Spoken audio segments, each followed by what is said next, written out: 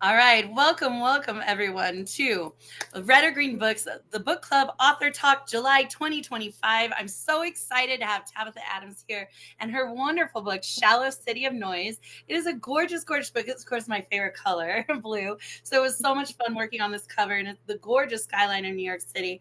It's just wonderful. So if you have not got your copy of her book yet, you can do so.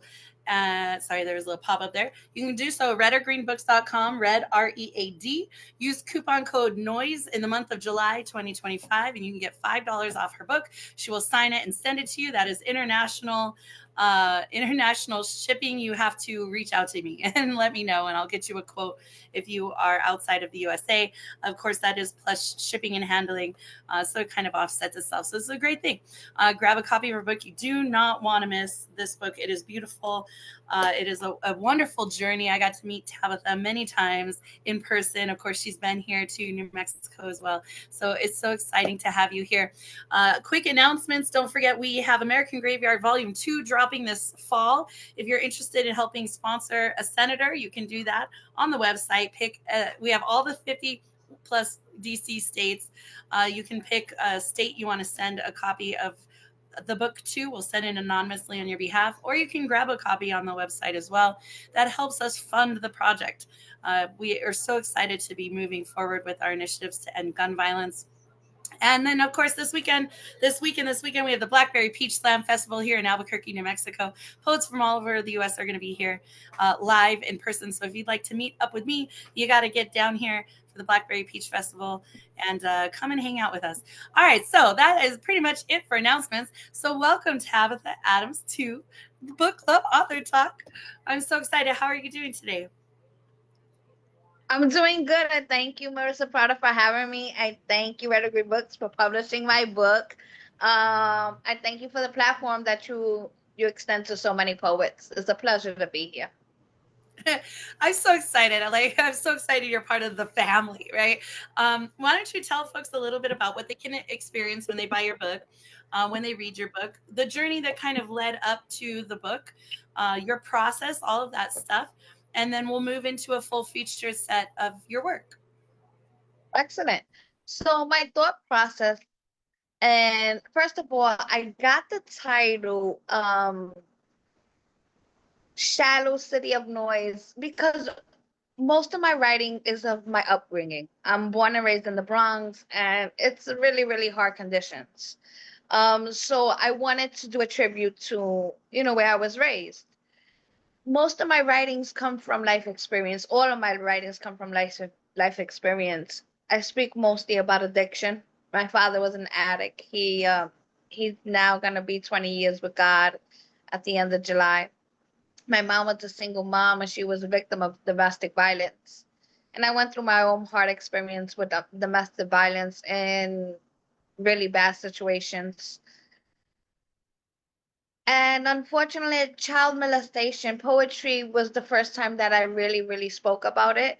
So it gave me an outlet to heal, an outlet to while I was healing, to help extend myself to others who may have been going through the same thing, so that way they can know that it's okay to speak about it. And it's been a pleasure writing that book. It was my first experience, the first time I became an author on both sides of my family. So I'm feeling really, really, really blessed. Yeah, sorry, there was someone making really weird noises down the street, and I was like, "What is that noise?" Welcome, Shaki G in the house, and Jackie. I am so excited that you bring such a vitality to not only the press, but of course to Tesoro, which is our worldwide women's organization we're a part of. You can find more about us at firesingers.com. You're leading the charge in the New York branch, if you will, of Tesoro, which is so exciting. So many Tesoro women have been part of Red or Green Books. And of course, people can buy the full set of Tesoro women through Red or Green Books, and portions of those proceeds go to help us fund the things that we do with Tesoro. So it's a lot of fun. It's a great movement. And I think like the authenticity of your voice in your book and really talking about things that were historically super taboo to talk about, or that really women really felt very unheard, and still to this day feel very unheard about the things that we go through as children and as women with children. Having parents who are battling addiction, and loving people through that process is you can't understand it unless you live it, right? And I Yeah. think that your book is such an affirmation for those who live it and who go through that. There's a lot of people in the press, who have the similar experiences. Some have gone on to become addiction counselors and whatnot, and so it's a very good, like a very tight knit collection of poets here, and I think you certainly are woven into that fabric. So, like, Thank do you you. have like a favorite poem in here? So before we begin, I want to say that it's an honor and a pleasure to be head of New York Division in DeSoto. It's actually such a strong community. It's been a blessing, and I owe that all to God. We were just recently at the New York City Poetry Festival, all DeSoto women, and let me tell you, we killed the stage. So my favorite poem in Shallow City of Noise is I page of words reflect the wounds that lead me to a path of self-neglect. That was the first time that I really got to speak about that troubling relationship in my life. It took like 10 years for me to heal from that relationship. And that sounds crazy, but it did. It was really, really traumatizing experience. I went through things that I wish on nobody with that relationship. So that is my favorite poem only because it gave me the ability to speak about it. And then after that, Journey to Self Love is my next favorite. It's empowering. It tells people that it's okay to be not okay with the journey that you're going through, but there is light at the other side of the tunnel. Yeah, there definitely is. I mean, the book is a wonderful journey, and it does leave you with a sensation of better days are ahead. And I really love that about you. And I love your energy. And we're like moms, and we're grinders and hustlers, and I fucking love it. All right. I'm going to turn it over to you. To, make sure that you plug yourself, because this will go on the podcast. So people who are not here right now, they will want to hear where they can find you. So I would say definitely plug yourself before your set, and we'll make sure and plug you again before the end of your set. And if you need to know how much time you have left, you just let me know. Definitely. I thank you so much, Marissa. So I'm gonna plug myself in the beginning and at the end, like suggested. I'm Taps Poetry on Instagram. You can find me there all the time. Taps Poetry on Instagram, or you could bother Marissa Prada and she'll just find me for you. It's all right. I thank you for this platform. I thank you that anybody that's in the community, it's the most supportive community that you can ever join. Like it's been a blessing all around. I'm gonna start with my set. I'm gonna start with something new. It's called Shadow Burrows. To pay a tribute to not only my book, but the life experience that you have growing up in unfortunate situations. And then I'll go on with two or three more pieces. Today, I was left pulling the stitches off my own healing, my skin unraveling home with unforgiven bruises. Did you know that 26% of girls by the age of 15 have experienced sexual assault of some kind? And one out of every three women will experience the same. I used to be able to look down the street towards the entrance of life. Now the city is covered in colored stones, no life to take in, no sky to breathe. Statistics say you're no more than likely to dial 911 only 2 times in your life. I say they don't come from where I come from. Those numbers don't reflect home, the truth about addiction or domestic survivors. These topics are often neglected, but I'm here to come to tell you the truth about it. When I was a child, the blue colors come in different shades. Like police officers who told me When you cry through a parted window, scream fire instead of gun. More people are willing to help when they think it's their home that will burn, while the other officer blamed my mother for his mistakes, both viewing the same crime but only one on the job. It was easy to become angry, lost in the sirens. How long does it take for help to arrive? After years, you start to count their silence. 20 minutes first, then an hour, and on some days, they never show. My mother's cries hardened, but they release him before the stains. All these distractions plant me where I never really wanted to be in the first place. I remember the gate that separated two homes, Spanish on one side and black on the other. Some boys grew angry while girls became competitive. When just last summer, we all came from the same courtyard. The excuse of selling part of the building became his reason, one that none of us bought. I wish I could tell you about the late night stoops, block parties, quarter waters, and a bag full of peanut juice. But the wounds of home often cover the band-aid. Titi says, that's nothing. That back in the polo grounds, she has to pick up her kids from college just to ensure that they make it home safe. It's become so normal, the dysfunction of a broken home, that we toss war stories back and forth like it's love, gather the campfire and burn our favorite songs, while the viejas collect our ashes, play loud as the record spins. I guess that's why we party so often, to make sense of the noise. You know, I never left this place, but every day I pray. Poem.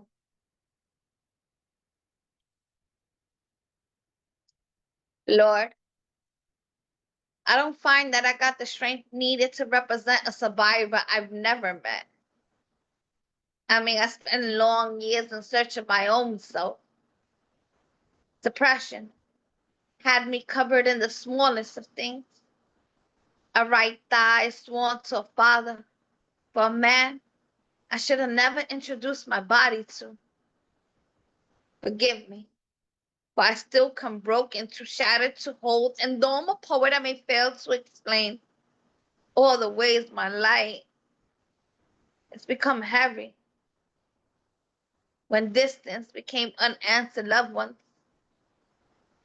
And I saw them. I saw them when they were leaving, but it was hard to say. I mean, I know I should be over this by now. I was just a kid, uncomfortable in growing parts, but sometimes I still can't find the words. A hello is too heavy to hold, and I don't want him to leave. But when he ran his hand up my thigh, I couldn't hold back the tears. It was confusing. I get it, but it was confusing for me too. I didn't know how to say stay, please. I'm just battling some shit right now. Flashbacks got me going through it right now. Oh man, the way you touched me got me battling myself right now. I usually do a good job at pretending to be strong. My heart can't wait to breathe. I was 19, wanting to be touched by a man, but being scared to be touched by a man. I didn't know how to tell him about the dragon, the man in the pink shorts, my tongue still baggy in these jeans. Why do you have to touch me like that for? I wanted to tell every man I ever known, but wear the face of someone else when I told them. Because when you come from where I come from, you don't do shit like that, right? I was ashamed, embarrassed, little in my voice though. I was determined to tell. I was gonna fight. To be honest, I don't know how to end this poem or how to tell a man you just had sex with while I still cry in the dark. But I do. Poem. This next one comes, um, when you have parents, you never really want to disgrace their name, but you kind of want to talk about the truth of the traumas that you grow up with. So it's a little hard to talk about my father's addiction, especially now that he's gone. Um, so this is one of the first ones that I was like, let me talk about some stuff. You know what I mean? Though I love this man, the love I have for him comes broken. Ransack Adam's house just in search of something I could change, and I come up empty. If angels really sit beside clouds, what was mine really proud of? I come damaged, disobedient. I come a little broken. I have fallen upon shallow waters. Watch as an addict drown.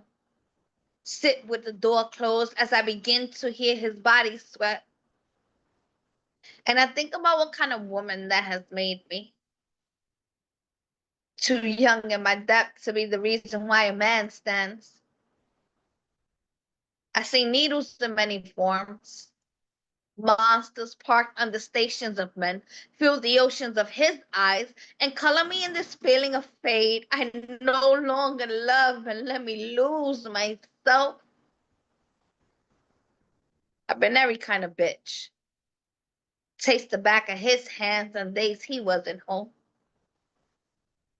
Addiction was still the light out of your daughter's smile long before understandings can heal it. I wish I could say I prayed for him, put my emotions to the side while I gathered myself, but I couldn't. I was still young in the process of healing. I just didn't get it. I never really knew how much a grown woman can still be affected by the lack of a healthy man. This stage earned a check, wash a load, and spill over some daddy issues back when I was 12. Is a season of reflection. I understand I gotta come to terms with the broken parts of me before I could properly hold someone else. But this hasn't stopped me from daydreaming, from becoming a bride in my own mind. And I don't see his face, but in my heart, I wonder what he's going through right now and hopes he's writing a poem about me right now. That's a shout out to my future husband. um, so the next poem is the one that we spoke about a little earlier. It was the first time that I ever got to speak about like that relationship that led me to my own trouble and trauma, and I actually ended up leaving my home, running for my life for my son. I was homeless for a little while. I was sleeping on other people's couches.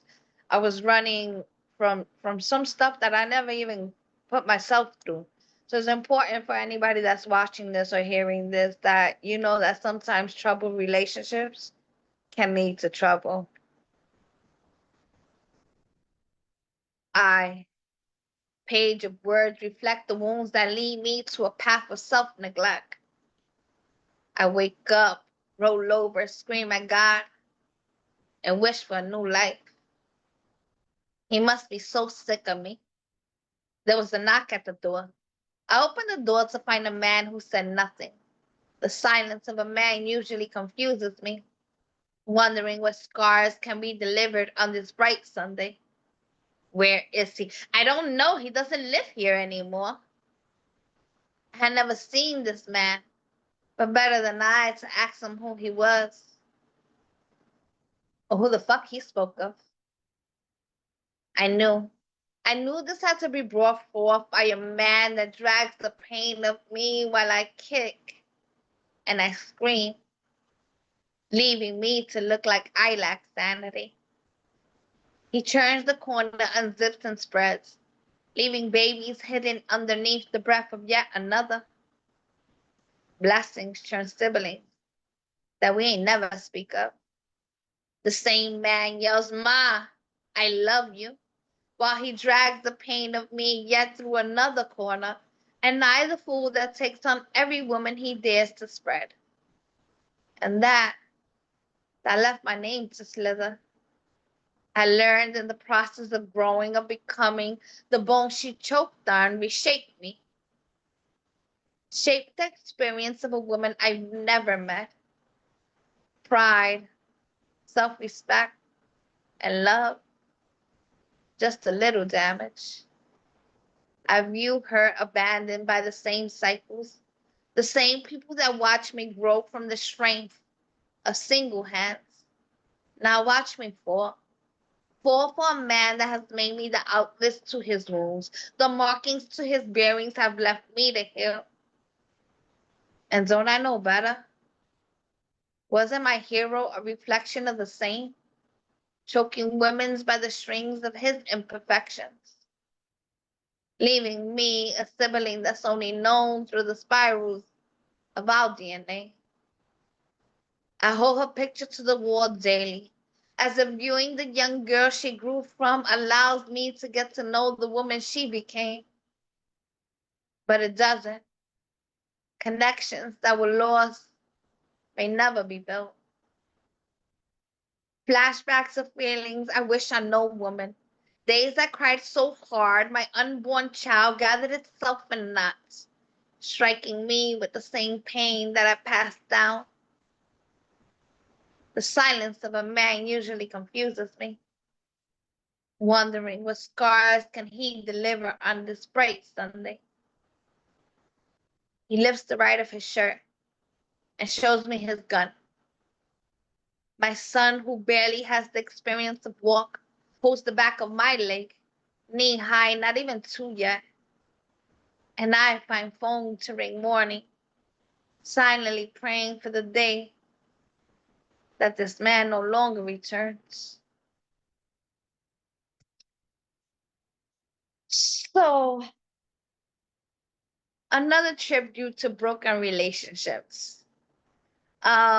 This poem maybe should have came before the one I just read, but you know, when you're healing, you don't write things in order. They just, you know what I mean? They just find their way on the page the way they find it. So this kind of happened like this. Hello? There was a call at work. Can I speak to? My heart breaks. I knew this was one of those calls. Because though I've been doing customer service for a long time, she knew me by name and not by tone. And I found that kind of odd. It wasn't long before me and her sat across one another. And of course, the way she looking at me, I'm looking at her. And things got a little ignorant, foolish to say. She takes out a picture and I grab the proof I need to show a cheating man a better way. But she says, there's no need to make a fuss about it. Because it's not like we still sleeping together. So I'm like, yo, what am I here for? A man finally stops his shit to save his home. And now, when those checks stop coming in, now you got something to say? She's like, together we bear a child. Cha-cha. I can't with this one.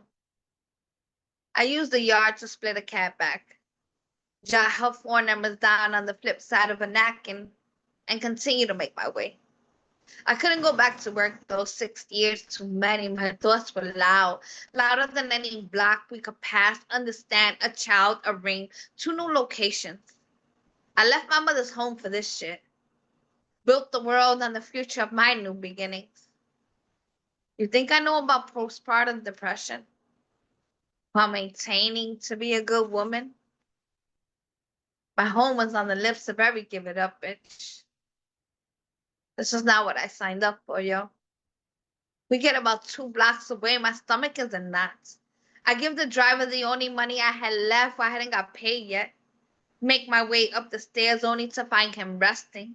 I just wanted a loving home, yo. A husband, a companion, a best friend. He's made me a fool again and I can't take it. I kick his foot. Get the fuck up, yo. Toss the picture before he could open his eyes. Outtones the neighbor's questions. Furniture gets shuffled across the room. He shakes me like a lady shakes a child she's not woman enough to have yet. And he thinks, because I come in bearing a loud tone, that this behavior is acceptable. My body across the frame of every wall. But I won't stop fighting. These voices are loud, but they never met me before. I said, stop. It's becoming too much, but he keeps talking and he keeps talking. I was getting tired of getting tossed across my home. I ran to the kitchen to grab a knife. Nobody's gonna miss him, the voice said. I said, stop. It's becoming too much. I don't know how I got disarmed, but the knife landed in his hand. He dragged me from the kitchen through my hallway to my living room floor. Through his 210 pounds across my ribs, and I really don't know how much he fucking weighed, but it weighed like an elephant bared my breath. And somewhere between the noise, the wall, and the floor, I cut myself. This didn't happen on purpose, but that didn't stop the stain from the stitches, my walls, my home. Who the fuck have I become? He pulls both hands over me, and the tip of his knife is the only thing I can see. There was a conversation with God. Wait, a love letter to my son. I said no.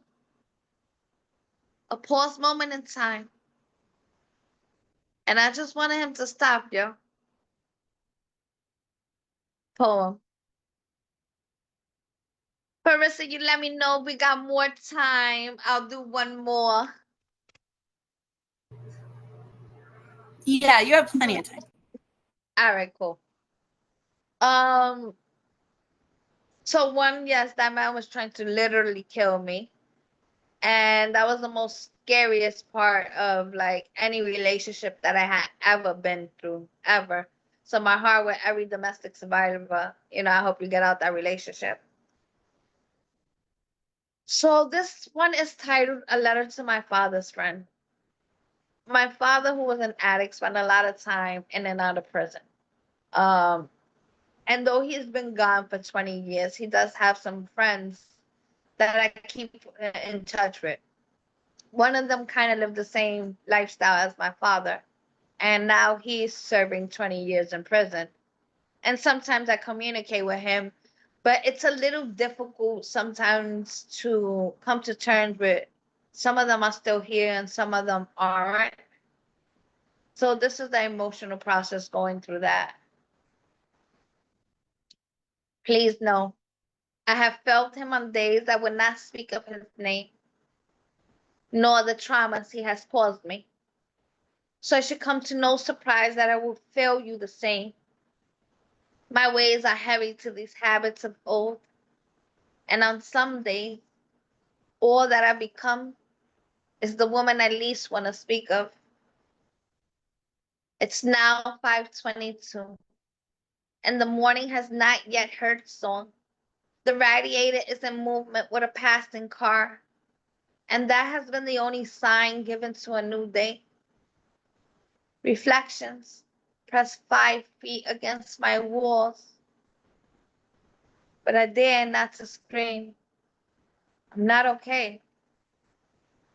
The pain begins to paint a picture, leaving me to question how much time does it really take for the light to fill the day? And why all these memories are tied to the neighborhoods I can't stop walking through. To be honest, I don't know what my mother was saying as she gently placed her hands in mine, ushering me onto the train, but the feeling never aged. About 20 minutes pass as we say our last goodbyes to everyone behind the counter. The cooks, the stock boy, and probably the chinero too. Customers wave by name because when you're the product of single hands, sitters suffer through the wages of minimum fundings. We stand at the open door, waving our last goodbyes. When I noticed my mother's arm tighten, with everything going on, I didn't understand. We always kept up with the footwork, but something was different. She was even walking towards the wrong train station. I tried to look at her, but she held her eyes really tight and kept talking really, really fast. We walk below ground. She takes out a coin with a little cutout shape and inserts it into the moving realm. But she usually lets me do this. The thick yellow hand looks dirty to touch. She now lets me hold. We make our way down the second landing and stop at the center of the gray platform. But she keeps her hands in mine. Two men began walking down the stairs. The thin, long lines placed beside them widened. One man wore a white shirt while the other was wearing a black and gray sweater. My mother, in her mothering eyes, spoke of a situation absent of my height. They could have walked in either direction, but they started walking towards us. The one in the white shirt tilts his head to give my mother eye contact, but the man in the gray sweater, he never breaks eyes. And I too can't stop staring. It was my father. His markings were not of the cape I've always known. His face discolored, his clothes bruised. The long, darker trails of iron soon disappear into the station's night. My mother, still in hand, walks me through the sliding doors. As we sat, and in a child's way, I asked her, "Did it hit them?" "What?" "Did the train hit them, Ma?" "No, Mommy. Grown men know when to move out of a train's way." I'm not sure if this was the first time a man has felt both my face and my smile, my pain and my questions. But as my height began to reach turnstiles, I told myself it was just a dream. That dragons didn't really eat fathers, that men were not magicians, trains were not addicts, and playgrounds did not hide children. I had to stretch my bones across the sand and label his headstone always and forever. As a child, he used to sing me that song, you know. Now my mother clings, now my mother clings the leaves that have taken me and his smile. I question the relationship he could have had with my children. I tell God, I understand why you didn't make me a bride, just to save me the embarrassment of walking in your home alone. We often fight about the whys. Why I never counted cows that jump over moons. I get upset with him. I get upset with him because he knows that in my story, it's needles that erase skylines and cities that wear children. This love comes broken, but is where we call home. So a letter to my father's friend. Please know that I felt him on days I cannot speak of his name, nor the traumas he has caused me. So it should come to no surprise that I will fail you the same. There will be days when forgiveness will not sit easy. The envelope marked with your name will sometimes go unanswered, but my heart is still heavy to a habit that has taken my kin. And you man in the white shirt, have watched without change. Please know that his family has never recovered. Some of us wear his face without knowing him, and that hurts. So, no, I cannot write. I hope when this letter reaches you, it finds you in the best of, for my pen still grieves in my father's name. Respectfully, his daughter. Poem. Oh, Tabs. Yeah. Oh my God. If you're in the room and you'd like to give her some love, you're more than welcome to please unmute your mics and share some love for that set. Mm. Thank you, thank you, thank you. I just love like when you hear I someone appreciate online it. read stuff and then you get to hear them in person perform, it's amazing, right? And I've had the luxury and the honor of seeing you perform multiple times in person, and it's just yeah, y'all have to plug into what she's doing, what she's got going on. If you're not in New York City, then you got to get a plane ticket to New York City and catch her somewhere live, for sure. But yeah, if you don't have a copy of her book, get And it. Shallow City of Noise, coupon code NOISE. That'll get you $5 off. But you got to go to the website, redorgreenbooks.com. Uh, put it in your cart, click coupon code, type in NOISE. It'll get you $5 off. And she'll sign it and she'll send it to you. So that is awesome. If you would like a signed copy from Tabatha Adams, please go and do that.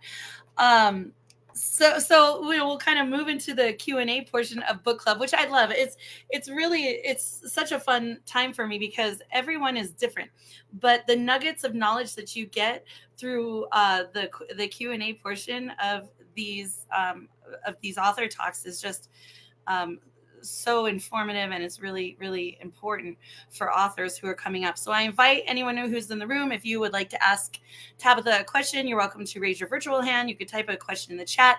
Of course, Tabs does not have to answer anything that she does not want to, but certainly we can ask the questions. So if you're interested, or you would like to know something about her or her book or her process, just type a question and we can totally ask that for her. So I always start by saying, what was the best thing, the most fun thing about making your book, about creating it, writing it, assembling it, getting it published, all that stuff? And you're muted, just so you know. sorry. So the picture of the cover art came from the first time I ever spat at an open mic was I had went to the New York City Poetry Festival, right? And as a kid, I used to write poetry, but all these things happened to me, and I kind of like put that book in the back of my closet, and I didn't think about it. So one weekend, I didn't have no kids, and I was like, well, what am I gonna do with myself? So yeah, I was looking up things to do, and I found the New York City Poetry Festival. So I had shot that picture on the back of the ferry, and I mustered up the courage to spit on the mic that day, and I was like this, like all shy and scared, and like but I love the feeling of like expressing myself. I never know when to shut up, as even as a kid, so it kind of comes naturally to me. So I love that. And then the truth about just putting all your bullshit, your hurts, your traumas, your fears, your everything inside, one cover, and then being able to express that. So I love poetry, but I love spoken word so much more. It brings life to it. And I thank you for trusting us enough in the process to put all of that into a book. Right? It's not an easy thing. If you make it look easy, I guess we're doing our job, right? But for those who are thinking like, I have all this work, and for case in point, there's a woman here in the city whose daughter writes poetry, and she reached out to me and she said, I'd like to read you some of my poems. And I said, well, you should come to my house for this birthday party we're throwing, and so you can read them on the open mic. And she's like, well, I've never really shared them before, like in a public space, in front of others. And so I said, okay, well, you can totally share them with me, but I encourage you to come and watch these poets perform, right? Because you got to start somewhere. And to get on Yeah. that mic the first time to get on that stage for the first time is terrifying. It is still terrifying, like all these years later, right? I've been doing poetry for 20 plus years, and it Wow. is terrifying. Yeah, probably. So maybe almost like 25 years. So, to step up on the stage, it's still an adrenaline rush, and you're still kind of worried if your message is going to be received. Those things I don't think ever really go away if you love what you do. I think if you start not caring, then that might be a red flag for perhaps burnout, or you need to find a different format for your work. But yeah, so you Yeah. started the same as all of us, right? And now look at you, and you have your whole book and all your bullshit, and it's not bullshit. It's your journey is here, and I always say everyone's story matters, and every story deserves to be told, and yours is absolutely no different. It absolutely deserved to be told. Okay, wait. Stacy Thank said, you. okay, so she asks, can you tell us a bit about your process? As in, do you need to be in a certain place, specific time of day, or surrounded by music? What makes you know you have to write a piece? Do you have plans to tour anytime soon? Those are great questions, Stacy. So I'll let Tabs answer that. I would love to tour. I definitely will. I leave that in God's hands. So whenever that opportunity presents itself, I'm more than welcome, willing to pack my shit at a drop of a dime and go tour. So my creative process, I think about a time in my life, and I need everybody to be out the room. And if they're not, then I'll go outside. I go to a secluded place. I'll just go with my pen and my notebook or with the phone, and I'll start writing. And that process usually, sometimes it's troublesome, and sometimes I don't feel like I'm expressing myself like everything that happened, but I try my best. You know what I mean? So I'll revisit it. I'll write it and I'll revisit it a few days later and then see, like, did I address everything that happened in that situation? So that's kind of the process that I use to create a piece. I want to give Shaki G credit. One of her workshops, I actually wrote one of those pieces in. So shout out to Shaki. Yeah, Shaki G, another Tesoro woman in the house. Another Red or Green Books author. It's a lot of fun. I say, the African proverb is, if you want to go fast, go alone. But if you want to go far, go together. And so much of what we've done is layering and layering and layering people into places to continue to push up what we're doing. And moving forward as a nonprofit, we're going to be able to open up so many more doors for performing arts as well as literary arts, and bridging into film now is such a fun project to be doing. Marcial Delgado has brought huge recognition to New Mexico, and we have a huge film industry here. We're like a mini LA. So many filmmakers Really? here, yes, yes. So many movies are filmed here. So many actors and producers and writers live here. There's a lot of film here in New Mexico. So getting grant money to fund projects for bridging us into film is a huge deal. Fresh Linen just did his poem "Baby Bullet" that he has in American Graveyard Volume One. He turned into a graphic short film and was recognized at Cannes and other places, big film festival awards, and won Wow. something recently in the US. So if we can start to do those things with our poems and getting our work out there, and not to mention the fact that the Grammys has always had spoken word as a category.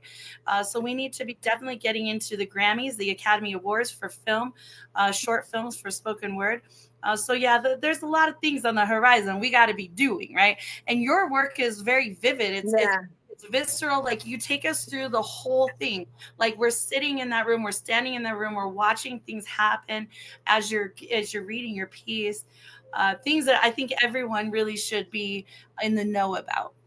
And the amount of validation that you receive by reading your book is amazing for the reader. I would say, okay, so next question. Thank you. What was the hardest or most challenging thing about putting your book together? That so I was supposed to write a book before Marissa found me in one of the festivals, right?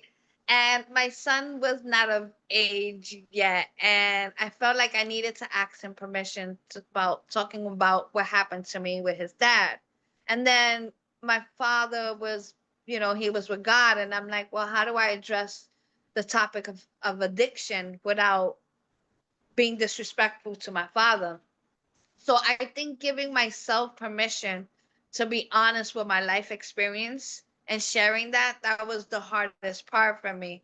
Because you fight yourself, you know what I mean? Even though it's your story, you lived it. You still fight yourself about putting it out there. And I'm glad you mentioned about red or green books going into movies, because I always saw certain things that happened to me like on film. Like I would close my eyes and I'll be like, this shit has to be part of some type of movie. Like So I really, really love what you are doing, Marissa. Like I really, really do. I've been taking some improving and acting classes, and I actually have one on Wednesday. And it gives you a freedom to express yourself in another way. I was hoping that it will help me, like with my spoken word.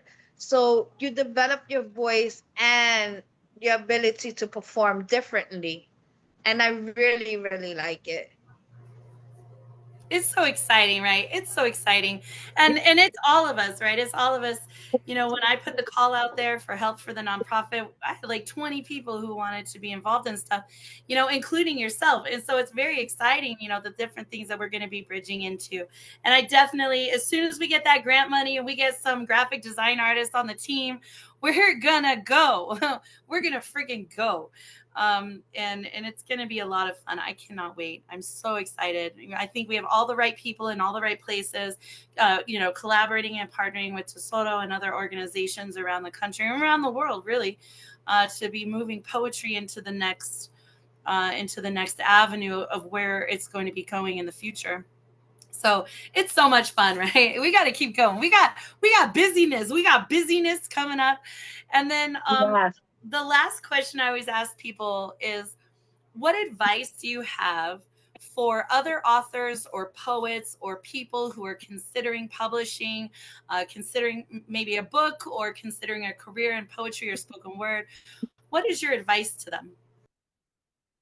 So sometimes you feel like, I'm gonna be honest, all your work doesn't go into the same body of publishing. Like you may want to divide that into different things. So you decide what do you really want this book to talk about? Like what do you want this body of work to express? And then once you do that, the process is a little bit smoother because you be able to put all the puzzles together. And I suggest reaching out to a community, being part of a community where there's a lot of support there. You hear other stories and how they went about processing their own work, and that's really, really helpful. And to any new writer, I want to say, forgive yourself, write about the process, and it's okay because writing does promote healing. It is one of the most beautiful things that you will find in the journey is you will find yourself. You will find your voice again. So forgive yourself. That's like amazing advice, right? Sometimes we don't know that we haven't done that until someone says to do that. Um, Yeah. so certainly so many of us, we all grew up with each other in COVID, online, every week, couple times a week, many times a week, listening to each other for years and years, and then meeting up with each other in person post COVID. um, but in our poetry rooms, where we talk about things that we don't talk with anyone else about except other poets. And so, you really got to dive deep. Even if you just go into a poetry room to listen and observe, you're going to be touched by something that you hear. And so that can give you sometimes Absolutely. the courage and the confidence to continue to unpack your own stuff and to write about it. And then perhaps one day to share it. And perhaps one day to publish it, right? And it doesn't matter if you've only been writing for a month or you've been writing for 30 years. Sometimes people get in their feels about the fact that, oh, I don't have an MFA. Oh, I'm not a professional poet. Oh, I've never done this. Oh, I've never done that. And that, to me, as a publisher, that doesn't really matter at all. You can tell your story, and every story deserves to be told. And so, having the debut authors, and that's what we special in, people who've never published before, getting their debut collections launched. It's an incredible life-changing thing. And once you have this, like Tabs, this will always be in history, and it'll never ever go away. It's forever yours, right? And it's something that no one can ever take away from you, is your story, your work, your book. It's an amazing thing. So if you would like to get Tabitha Adams's book Shallow City of Noise, you can do so. Go to redorgreenbooks.com, red READ. Use coupon code NOISE for $5 off only this month of July. If you're an international person and you would like it shipped internationally, just reach out to us. Email me, marissa@redorgreenbooks.com. I can put together an international quote for you, and we'll get you a signed copy of her book to your hot little hands. All right, Tabs, do you want go ahead and plug yourself again? Where can people find you, follow what you got coming up, all those good things? So, if you guys are in the New York City area, or if you're visiting the New York City in the month of August, on August 20th, I will be at Lehman College performing with Art Defined. That is August 20th at 8 p.m. I will be at Lehman College performing, which is a beautiful, beautiful blessing within itself. You can find me online at Tabs Poetry on Instagram.com. You can message me. Believe me, I check my messages. It might take a day or two, but I get to them. You can also find me with Miss Stacy Dyson, Tesoro, head of New York Division, working on some stuff. You can hit up Marissa Prada. She'll text message me real quick. You can find me. You can find me online. You can find me on Facebook. You can just look for me and you'll find me. How you can support is just spreading the word. You know what I mean? Spreading the word. And if you could buy the book, I greatly appreciate your support. And my heart to all of you guys. I thank you, Marissa Prada, for allowing me to be here today. I thank you, Red and Green Books. I thank you to Sordo. Oh man, this journey has been a blessing.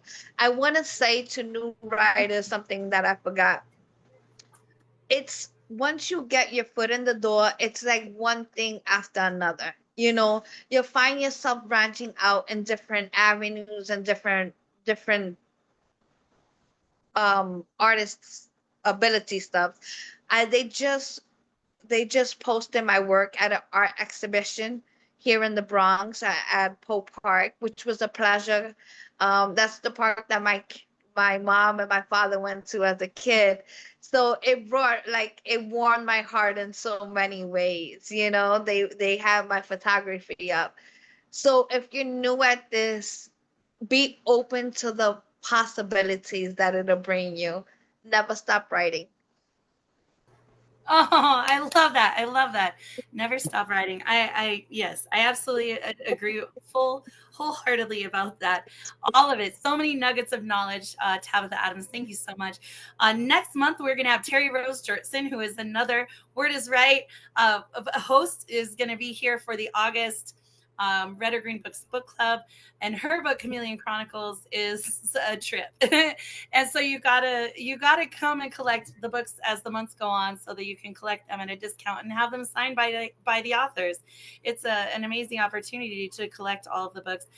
Don't forget, we have the American Graveyard podcast live. This is our worldwide call for an end to gun violence. That's our podcast the first Saturday of every month.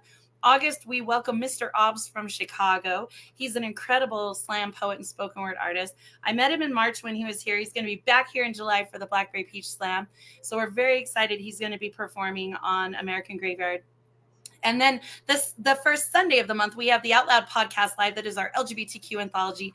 And we have an awesome guest for both August and September. The guests just keep coming. And so it's a lot of fun. If you'd like to get involved with our online open mics, hosts, shows, workshops, anything like that, just reach out to us. Either The Word is Right on Facebook, Instagram, YouTube, WRITE, or of course here at Red or Green Books, The Word is Right is our performing arts platform. And so it's a lot of fun. And Tabs has, of course, her show at The Word is Right. And so we're going to be revamping a lot of things and trying to move things and shake things and get things plugged in, chugged as the year progresses. And then we have our end of the year annual show. So I'm looking forward. I can't even believe it's going to be August. Like, where did the whole year go already? Right? It's nuts. And then don't forget, we are launching Josephine Loray's book of poetry, her collection of poetry, The Moon in All Her Faces. And so we're going to be launching that this fall. It is available on sale on the website now. It is here in my house, in my hot little hands. And she's an incredible Canadian poet and also a Tesoro woman. So we're so, so excited that we keep growing together. Peace and love and blessings, everyone. Go get your copy of the Shallow City of Noise book by Tabatha Adams. Go to redorgreenbooks.com. Use coupon code NOISE. You can follow Tabs everywhere. Tabs poetry, her bio, the reviews, all of those things are up on the website. Thank you so much, Stacey Dyson and Shaki G, for coming through. Follow us at firesingers.com if you'd like to learn more about the women of Tesoro. Thank you, Tabs, so much. Have a wonderful rest of your day. Thank you, you guys as well. All right. Peace and blessings. Bye, everyone. Bye, guys.